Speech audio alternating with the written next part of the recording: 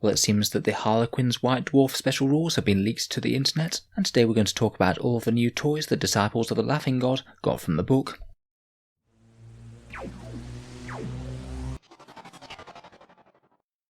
Hello and welcome back to Auspex Tactics, the strategy focused 40k channel, where we're all about getting the most out of our miniatures on the tabletop. So much like the Death Watch, the Harlequins now have their Psychic Awakening rules, and to be honest this is looking like a very good update for the disciples of the Laughing God, who to be honest are one of the factions that are struggling the most in 40k. They don't have all that many options, and in particular their core troop unit, the Harlequin troop, is just a little bit expensive for the amount of damage that they do. Having said that, this really does seem to be a pretty substantial buff in terms of power level, and there are three main areas of this update. Firstly, we have pivotal roles. These are options for the characters that can be used to replace or even in addition to their signature abilities to give them some very powerful new buffing rules on the table. These seem to be pretty much a flat upgrade. Just having the option to trade out for these is awesome, and for one command point each you can get more. There's a whole bunch of new stratagems, including some very nasty ones that I think really play up to the way that Harlequins are a bit of a spoiler and tricky sort of army that are going to catch people out at every turn. And there's also 6 new enigmas of the Black Library with which to equip your heroes. We're going to go through all of them in turn now, starting with these very nice new pivotal roles. All of these I'm sure will be available in White Dwarf in the very near future, and because it's so much more cheap than a Psychic Awakening book, I think that this will be an absolute auto-buy for any Harlequin players. So let's start off with these excellent pivotal roles then. These ones aren't too dissimilar from the Eldarcraft World Exarch abilities. Basically they can trade out their signature buffing ability for one of 3 different options. You have to note these options down on your army roster. Each one of these options that they take must be different. You can't say spam the same one 3 times on 3 different characters. And there's also a stratagem that means for 1 command point you can buy one of these on as an addition to your character's buffing rule, rather than just instead of. There's some really interesting stuff here, and I think that will be used a lot. First of all, we have the Troop Master. He has a very good buffing ability already, which is a 6-inch aura of reroll wound rolls in melee. I think that he might be a good target to buy one in additionally with the stratagem, as opposed to just subbing this out, as rerolling wound rolls is great on Harlequins as they're so low strength. The first ability though is Prince of Light. This is a 6-inch aura of rerolling charges, and if your models could already reroll charges for any reason, then instead you get +1 to the charge roll. I quite like that little bit to cover it against redundancy. As the majority of Harlequin's units tend to do most of their damage in the fight phase, this is an excellent little buff. Getting full access to reroll charge rolls just for 1 command point is an absolute steal of a deal, and if you are building some sort of fighty troop master, then that'll actually mean that he'll get there a lot more reliably. I find Darkness's Bite really interesting as well. I've not really seen many abilities like this in all of 40k. Basically after your troop master has fought, no matter what the result of that fight, whether he did lots of wounds, no wounds, whatever happens, after that your opponent's unit takes 2 mortal wounds as guaranteed extra damage output. This is only usable on 1 unit per turn for obvious reasons, but there's no other way to look about it that this is just a flat increase on your Harlequin's combat abilities no matter what he's fighting. Even if you're trying to scratch an Imperial Knight with your Harlequin's blade, you're absolutely guaranteed to do 2 mortal wounds to it. If you half kill a character and leave them on 2 or 1 wound left after your fight phase, then you just kill them outright. This really is an awesome ability to have on any fighty troop master.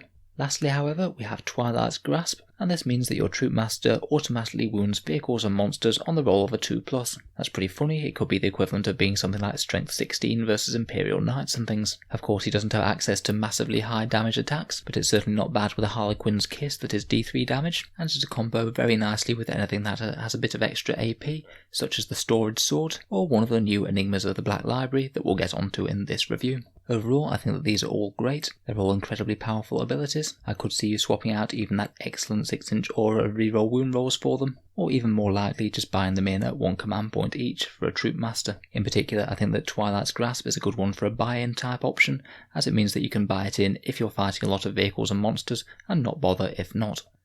Moving on to the shadows here, where these pivotal rolls will replace her aura of 6 inches -1 to wound rolls against infantry. Now again, this one is a really excellent buffing ability, as it just makes your Harlequins that bit more tough, as almost everything is going to be wounding them on very easy numbers, seeing as they're usually toughness 3. The first of these abilities is Veil of Illusion, and this one's a really disruptive aura to have on units nearby. It affects all mask units, not just infantry or anything, and basically for all of your mask units within 6 inches of this shadow sphere, the enemy weapons count as being 6 inches further away when they're shooting at them. Say for example, if you had a Space Marine with a bolter that was 20 inches away from your nearest Harlequin unit, With the Shadowseer nearby, he'd be 26 inches away in terms of range, meaning that he'd be completely out of range of firing this bolter at your precious Harlequins. It's even more disruptive on any low range weapons. You're going to struggle to get into rapid fire range with this quite a lot more. In particular, if your opponent's deep striking and they want to be within 12-inch range to rapid fire, then this will put them out of range. It's even more disruptive on really low range things such as flamers or 6-inch range pistols. It will mean that the 6-inch range pistols can basically never fire, and flamers will have to be less than 2 inches away from your mask units to be able to even shoot them. This one is an absolutely insanely good upgrade, and I'd buy this in on at least one Shadowseer for army for 1 command point, as it's going to add up to a significant amount less shooting on your units throughout the course of the game. It really is the sort of durability upgrade that a Harlequin force needs, or you could happily just trade it out for the -1 to wounds one if you're not using Harlequin infantry. Next we come to Gloomwake, which is a 6-inch aura of all of your mask units counting as being in cover. Frankly, this one isn't quite as impressive. Pretty much every Harlequin's unit is generally reliant on its invul save rather than an armor save, so it's only ever going to have any effect against the very lightest of your opponent's weapons with AP 0. At best, it's going to blunt the impact of AP 0 weapons on things like Skyweavers and Starweavers, which, to be fair, if you're running a lot of them, then it could potentially be worth it, but just nowhere near as good as Veil of Illusion, in my opinion. Perhaps one if you're running multiple Shadowseers and you're using those units. Finally, we have Agent of Bedlam, which is a 6-inch aura of -1 to the attacks characteristic of nearby enemies, and it affects the whole unit if any one model is within range of her. Again, perhaps could be a secondary buff on another Shadowseer, if you've already got the Veil of Illusion and -1 to wound rolls covered, but it does mean that you're going to be wanting to put them really up close to the enemy, which isn't usually exactly where they want to be. But I could see this again being potentially useful if you are tangling with some tough melee troops with a big unit of Skyweavers or something. Moving on to the other two, we have the Solitaire, whose free pivotal roll would replace his Blitz ability, which is the once per game plus 2d 6-inch movement and plus 2 to his attacks, which gives him 10 attacks. It is very good, but it does mean that he can't advance when doing so, and it is only once per game. His options are first Shocking Emergence. This is basically your one for a deep strike Solitaire. He gets to set up in reserves as per normal, jumping down 9 inches away from the enemy, and you don't have to pay any command points for it. On the turn that he appears from Deep Strike Reserve, he gets to charge on a 3d6 and drop the lowest, which will significantly increase the odds of him getting in. Could perhaps even be combined with the Troop Master's new reroll charges ability to make for an incredibly reliable Solitaire charge out of reserve that your opponent can't do anything about. The next is Chromatic Rush. This is a flat movement buff, and instead of rolling for advance, you just automatically advance 6 inches, and the Solitaire can also pile in and consolidate 6 inches as well. As Harlequins can advance and charge, this means that your Solitaire is going to be moving very fast, a mighty 18 inches in the movement phase, and it gives him some very interesting abilities with movement in the fight phase as well, potentially giving him the chance to tie up multiple enemy units if he wipes out the first thing that he comes into contact with. A pretty good one for starting on the board, a very similar movement to Blitz in terms of the extra movement. Blitz will give him an extra 7 inches on average, where this gives him 6, but this happens all the time, whereas Blitz is just once per game. Obviously you trade out the extra attacks for the extra consolidate and pile in, but I could see this being a very viable alternative as it does get him around the board extra fast.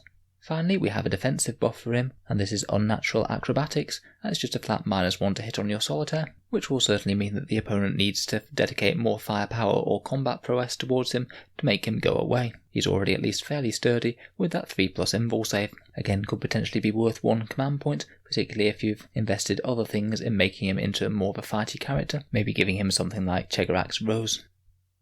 Finally, we come on to the Death Jester, and I think that this is one of the best flat upgrades that we've got in this entire thing. The Death Jester's ability is Death is Not Enough, which if your opponent suffers morale casualties from a Death Jester's attacks, you get to choose the first model that flees, rather than your opponent being able to do so. I think that this is a cool rule, and it could actually be potentially fairly useful, taking out things like hidden special weapons and things. However, it is quite marginal. It does mean that your opponent has to fail a leadership test, and as we all know in Warhammer 40k there's multiple ways to avoid that. These Death Jester buffs, however, just give reliable buffs to his shooting, and I'd just be tempted to swap them straight out, not bothering with the 1 command point stratagem. The first is Harvester of Torment. This is an anti-infantry buff, and if your Death Jester targets a unit that has 6 or more models in it, then every successful hit gets 3 hits on the enemy at that profile. So basically just tripling the Death Jester's efficiency against light infantry, which are really the thing that it wants to be shooting most of the time. You get that for free, and if I was using Death Jesters, I'd pretty much use this as a guaranteed. Sure, there will be some matchups where it doesn't have any effect against, lots of mortal small units and elite armies or vehicles, but in those games the Death Jester's only going to have marginal ability anyway. It's also pretty spectacular if you give the Death Jester one of the upgraded shuriken cannons as well. I do really like this one.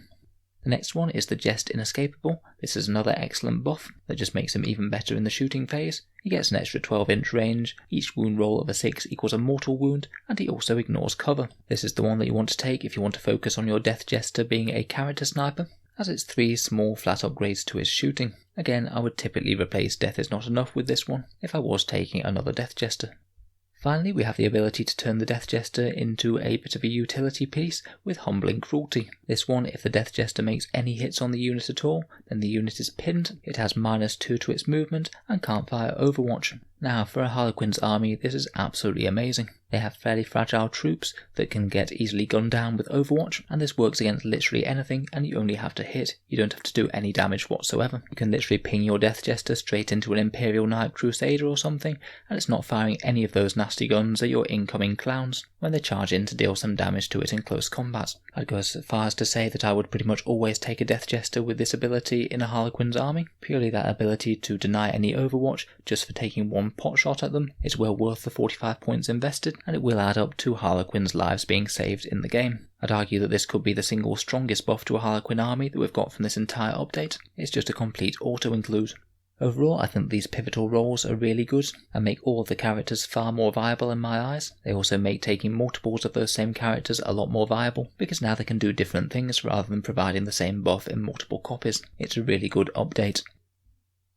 Moving on now, we'll take a look at the Harlequin stratagems that they've gained. They have 9 powerful new stratagems in this book, and I think that most of them are going to be very useful indeed. The first one is that pivotal role stratagem, the one that allows you to take a pivotal role in addition to their standard ability, and as we've already mentioned, I think that a lot of them are easily going to be worth that command point.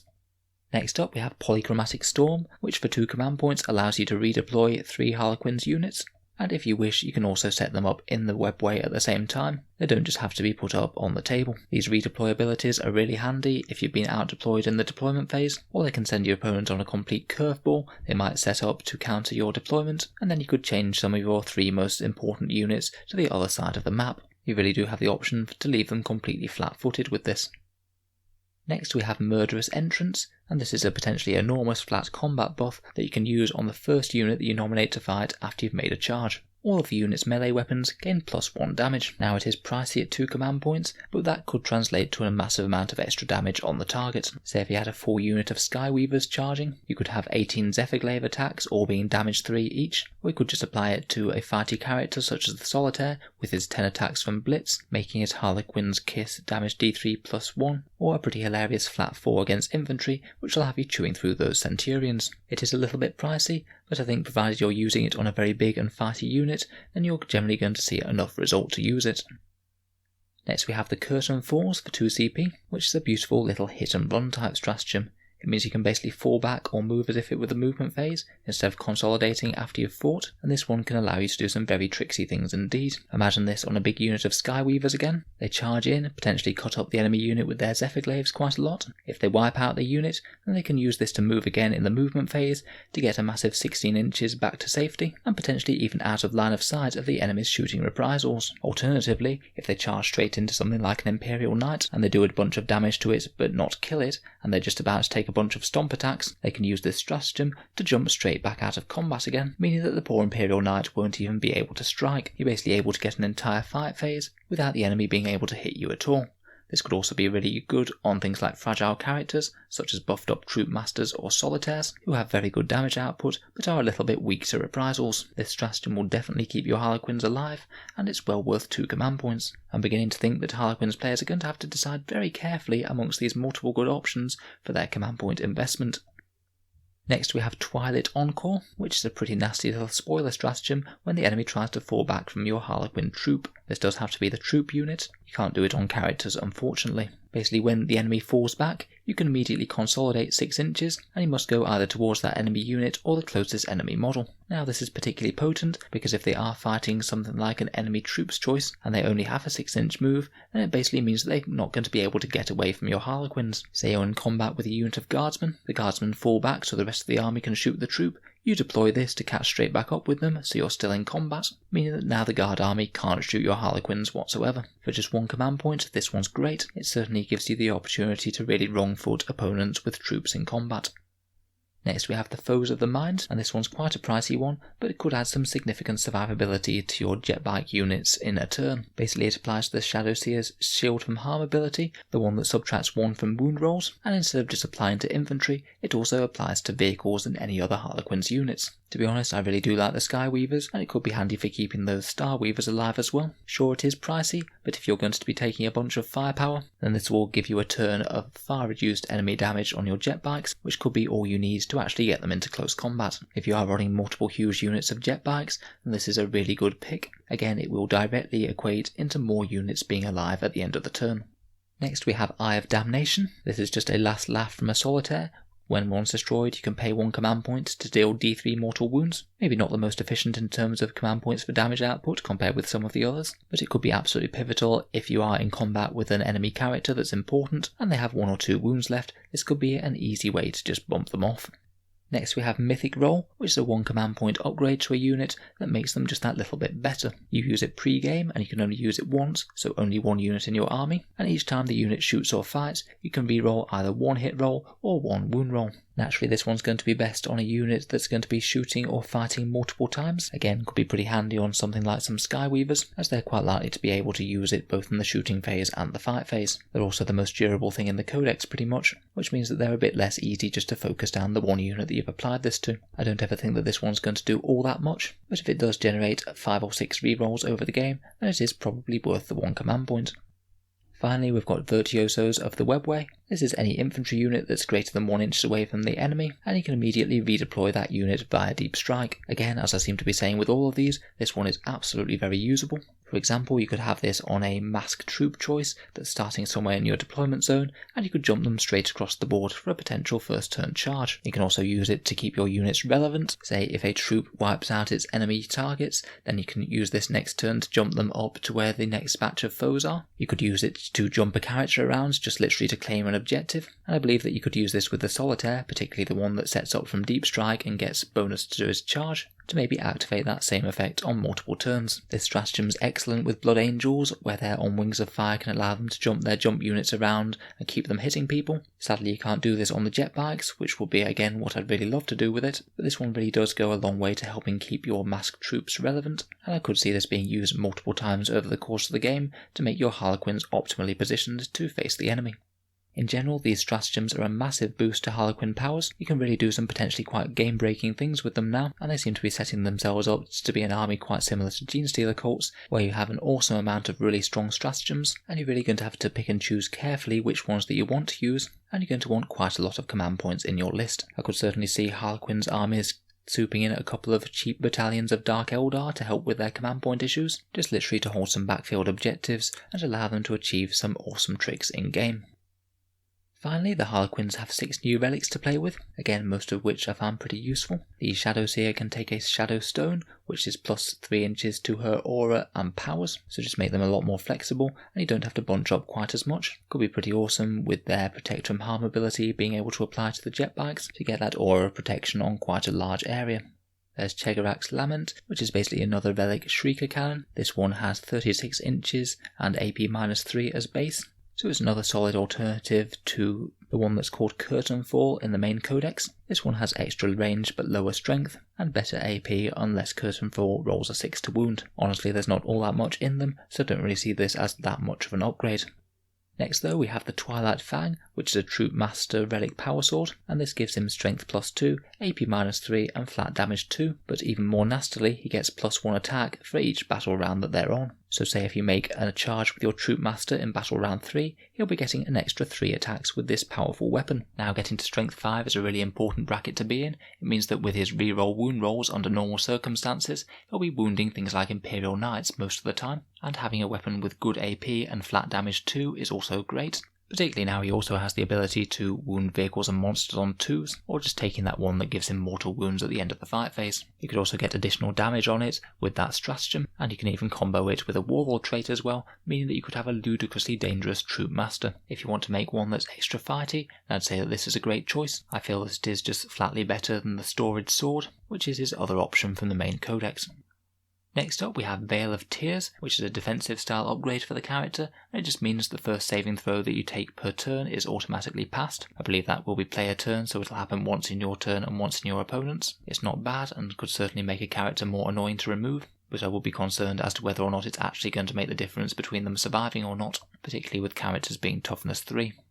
We also have an interesting little redeployment tricky relic called the Domino Shroud. Basically once per game at the end of any phase, the character can immediately teleport 12 inches, and it must set up somewhere that's greater than 1 inch away from the enemy, and they also can't charge that turn. This could basically be a get out of jail free type option for one of your characters. If they get charged, then you can just pop them out somewhere else, leaving the enemy unit flat-footed, or you could maybe use it as a redeployment option to get an important buffing character such as a Shadow Seer a bit closer to the enemy, or just in optimal position to deliver her buffs to nearby units.